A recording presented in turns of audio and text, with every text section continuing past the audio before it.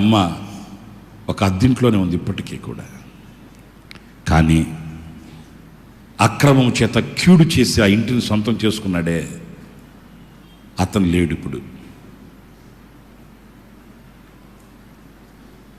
లేడు.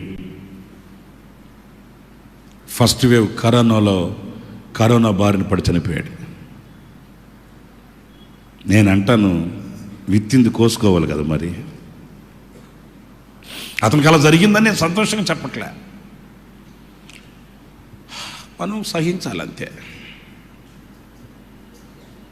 దేవుని ట్రీట్మెంట్ వేరుగా ఉంటుందండి, మన ట్రీట్మెంట్ వేరుగా ఉంటుంది.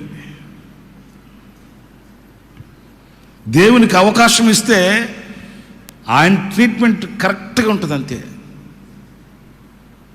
మనం చేయాల్సింది ఒకటే, సహించాలి.